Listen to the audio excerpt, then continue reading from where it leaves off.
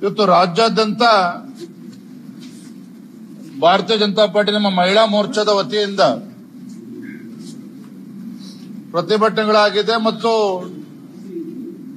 ಜಿಲ್ಲಾಧಿಕಾರಿಗಳಿಗೆ ಮನವಿಯನ್ನು ಕೂಡ ನಾವು ಸಲ್ಲಿಸಿದ್ದೇವೆ. ಕಾರಣ ಏನು?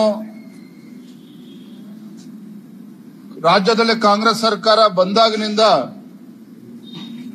ಕಾನೂನು ಸುವ್ಯವಸ್ಥೆ ಸಂಪೂರ್ಣವಾಗಿ ಹದಗೆಟ್ಟಿರ್ತಕ್ಕಂಥದ್ದು ನಾವು ನೋಡ್ತಾ ಇದ್ದೇವೆ.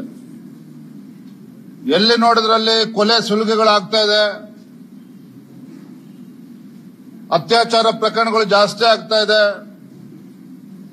ಲವ್ ಜಿಹಾದ್ ಪ್ರಕರಣಗಳು ಕೂಡ ಜಾಸ್ತಿ ಆಗ್ತಾ ಇದೆ.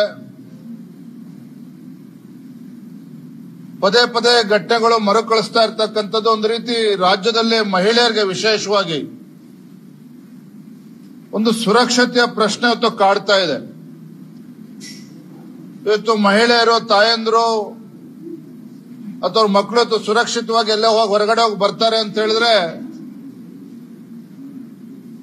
ಗಾಬರಿಯಿಂದ ಎದುರು ನೋಡ್ತಕ್ಕಂಥ ಒಂದು ಪರಿಸ್ಥಿತಿ ನಿರ್ಮಾಣ ಆಗಿದೆ. ದಿನೇ ದಿನೇ ಏನು ಕಾನೂನು ಸುವ್ಯವಸ್ಥೆ ಹದಗೆಡ್ತಾ ಇದೆ. ಎಲ್ಲ ಒಂದ್ ಕಡೆ ರಾಜ್ಯಕ್ಕೆ ಒಂದು ಕೆಟ್ಟ ಹೆಸರು ಇದಕ್ಕೆ ಬರ್ತಾ ಇದೆ. ಈ ಕಾರಣದಿಂದ ಕರ್ನಾಟಕ ರಾಜ್ಯ ಅಂತ ಹೇಳಿದ್ರೆ ಕೊಲೆಗಳು ಯಥೇಚ್ಛವಾಗಿ ನಡೀತಾ ಇದೆ. ಇದರಲ್ಲಿ ಸರ್ಕಾರನೇ ಇಲ್ಲ, ಪೊಲೀಸ್ ವ್ಯವಸ್ಥೆ ಸರಿಯಾಗಿಲ್ಲ, ಯಾರು ಏನ್ ಬೇಕಾದ್ರೂ ನಡೀತದೆ,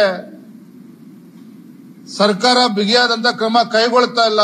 ಹಾಗಾಗಿ ದಿನೇ ದಿನೇ ಕೊಲೆ ಪ್ರಕರಣಗಳು ಜಾಸ್ತಿ ಆಗ್ತಾ ಇರ್ತಕ್ಕಂಥದ್ದು. ಹಾಗಾಗಿ ಇವತ್ತು ನಮ್ಮ ರಾಜ್ಯದ ಭಾರತೀಯ ಜನತಾ ಪಾರ್ಟಿ ವತಿಯಿಂದ ಮಹಿಳಾ ಮೋರ್ಚಾದಿಂದ ಎಲ್ಲಾ ಜಿಲ್ಲಾ ಕೇಂದ್ರಗಳಲ್ಲಿ ಪ್ರತಿಭಟನೆ ಮಾಡಿ ಜಿಲ್ಲಾಧಿಕಾರಿಗಳಿಗೆ ನಾವು ಮನವಿಯನ್ನು ಕೂಡ ನಾವು ನೀಡಿದ್ದೇವೆ. ಸರ್ಕಾರ ಈಗಾಗಲೇ ತಡ ಆಗಿದೆ, ಈಗಲಾದ್ರೂ ಎಚ್ಚೆತ್ತುಕೊಂಡು ಕಾನೂನು ಸುವ್ಯವಸ್ಥೆಯನ್ನ ಕಾಪಾಡ್ತಕ್ಕಂಥದ್ದು ರಾಜ್ಯ ಸರ್ಕಾರದ ಹೊಣೆಗಾರಿಕೆ, ಕರ್ತವ್ಯ. ಈ ನಿಟ್ಟಿನಲ್ಲಿ ತನ್ನ ಜವಾಬ್ದಾರಿಯನ್ನ ಜವಾಬ್ದಾರಿಯುತವಾಗಿ ನಿರ್ವಹಿಸಬೇಕು.